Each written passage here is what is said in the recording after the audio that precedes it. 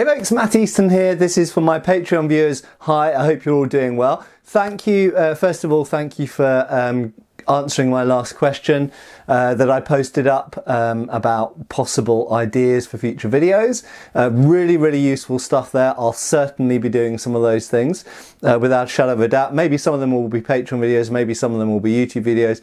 That remains to be seen. As mentioned, I do actually have quite a lot of footage filmed. I mentioned that I went to see Todd of Todd Stuff, now Todd's Workshop, and all the other Todd web pages that he runs. And so I got a lot of material from that, some of which will be going on my channel, probably most of it on my channel in fairness, and some of it on Todd's channel. And so there's I've got loads of stuff actually, and I've also got stuff I've filmed at museums and stuff that I haven't got around to using for anything. And I've got a bunch of topics that I want to stick up. So basically I've got tons of stuff, so don't be concerned about me having any shortage of material. My main issue with filming stuff recently has been time.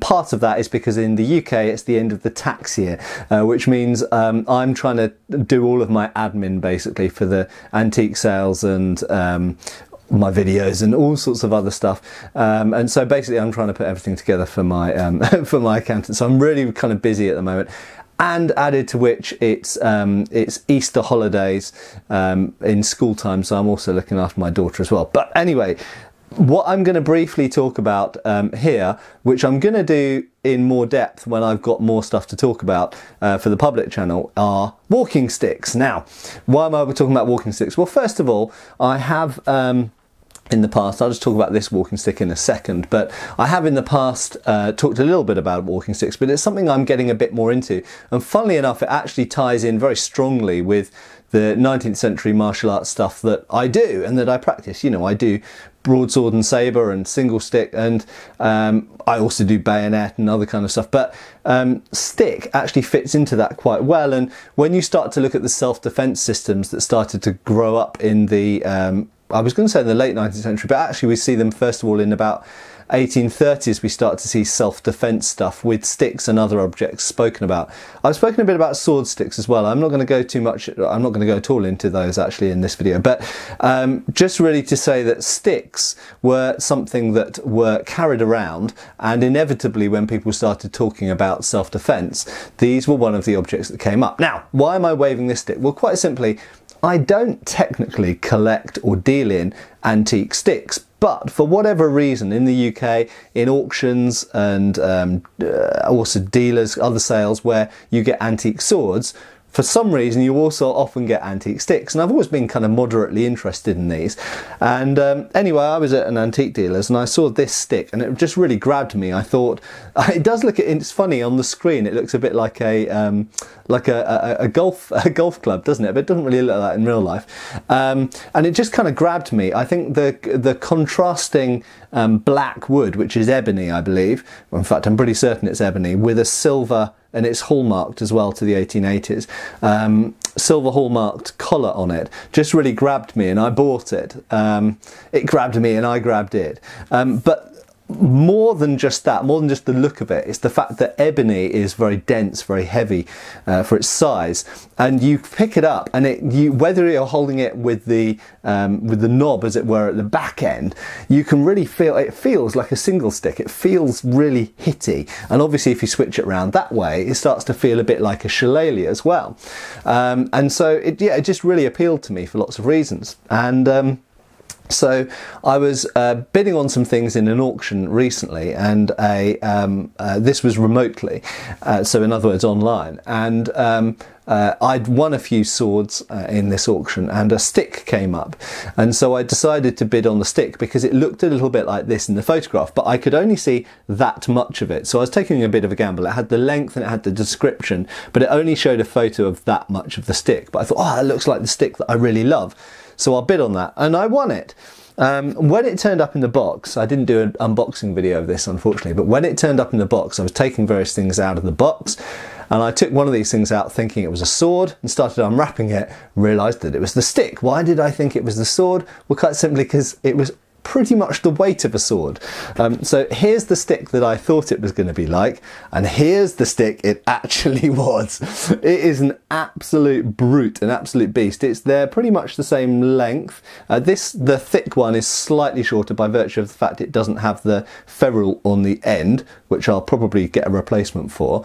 But you can see that they're similar-ish shape. Obviously this one's less shaped like a golf club, and more like a shillelagh or a cudgel, and it is ebony and it is a silver colour just the same. And this thing, oh my god, I love it. I absolutely love it in my hand. It's a magnificent hitty stick and I absolutely adore it. But moreover than just being a really cool stick, it has an identifying mark on it here.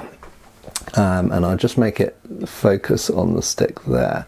You can see just there, that is a regimental emblem. It's a sort of knotted, well, it's a knot with a crown above it, late Victorian crown, and underneath some writing.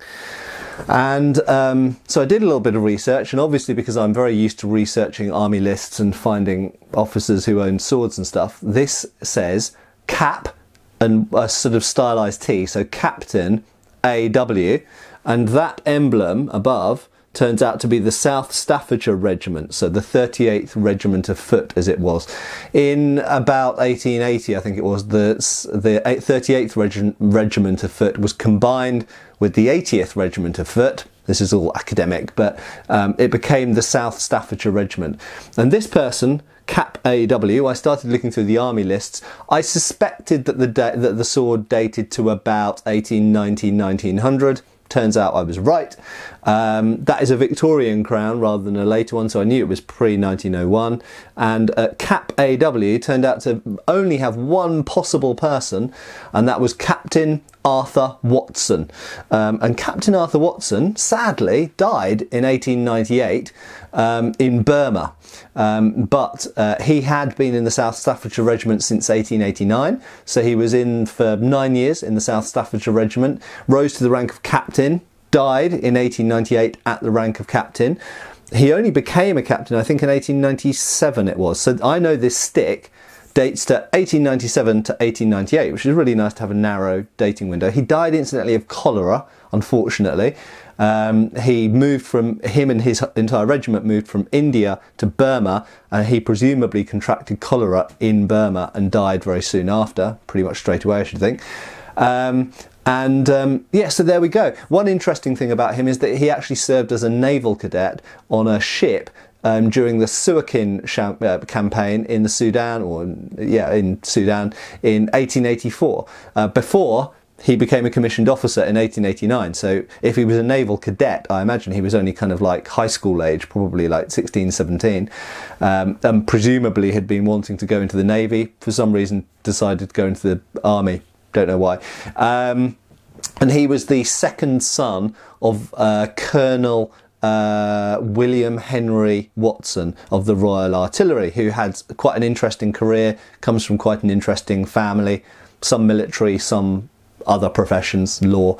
But anyway, there we go. Fantastic. So not only is it an awesome stick that presumably this person wanted a stick that wasn't just a walking stick but was something you could crack heads with, but also he's an identified army officer who I know a bit about, and I've now researched a family. So I actually stayed up late doing that last night, doing a bit of research. Anyway, I thought that would be somewhat of interest to you.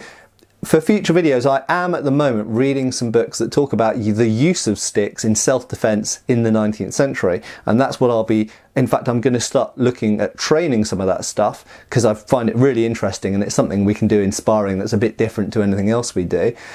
Mostly, rather than stick against stick, looking at things like stick against knife, stick against unarmed assailant, stick against someone with a sword stick, for example, this kind of stuff. So these were reckoned to be pretty damn good self-defense weapons that weren't weapons per se. If you couldn't carry a gun, if you couldn't carry a knife, but you had a walking stick, actually a stick like this, pretty good defense against a knife if it's used correctly, I would say. But that's the topic for another video. So I hope this has been somewhat interesting, and I will see you guys soon. Cheers, folks! Thanks for watching. Please subscribe. We have extra videos on Patreon, and you can follow us on Facebook.